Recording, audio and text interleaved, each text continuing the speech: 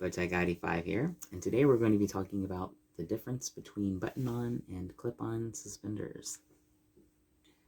So first of all, suspenders I refer to as like the clip-on kind, and they come in two different styles. I don't have any on me, or I would show you, but they have like where it comes to a Y in the back, which is like the ones I'm wearing, and then there's some that come in back as an X, and that's how they attach to the pants.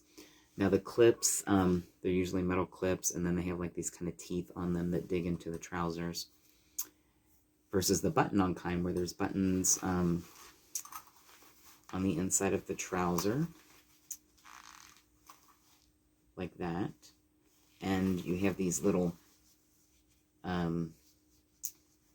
leather straps that come down with buttonholes and hook onto the pants. So those are the two like major differences. Now you'll find the clip-ons with a lot of like rental wear things, and they're more easily accessible, I would say. Department stores don't carry a lot of these items anymore, but usually when you do see them, they're in the clip-on form. These, I believe, are from Men's Warehouse. I have a few pair from there, and Joseph Banks. Most of them, though, I have to get online these days because they're hard to find. Because, like I said, a lot of retailers don't carry them anymore like they used to. Now, some of the benefits of the button-on versus the clip-on. I think the button-on are more sturdy. The clips can sometimes pop off if you don't have them adjusted properly. So that makes it kind of less functional. Usually the button-on kind are made of a higher quality. So a lot of times the clip-on, they're like elastic. They have a lot of stretch to them. So they're not really functioning as well as they could. Whereas these are like silk and they're kind of thick. And they really stay in place. Now, that's one reason I prefer them over belts as well. I don't really do belts. Because with belts, you're still kind of pulling your pants up here and there because it, can only do so much. And then you have, like, with the belt, there's belt loops.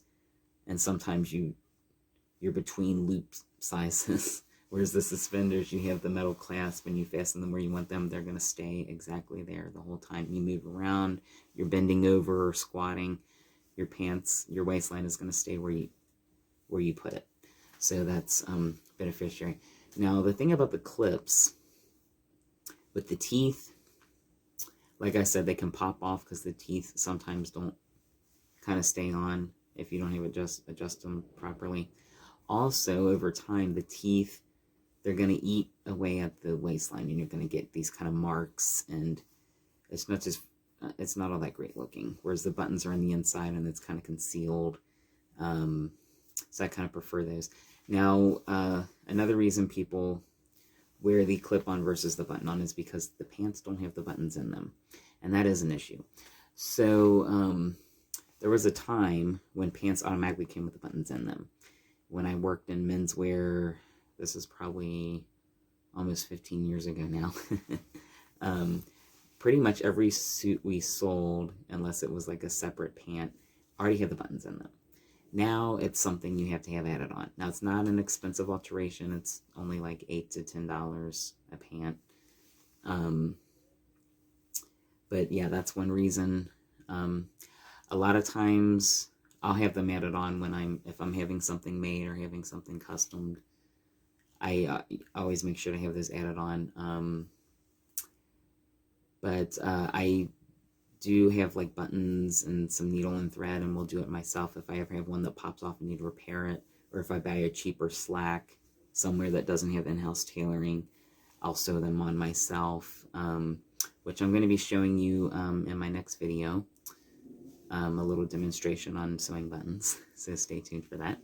But I just wanted to take some time to talk about the differences first. So there we have it. As always, like and subscribe at the bottom, and until next time.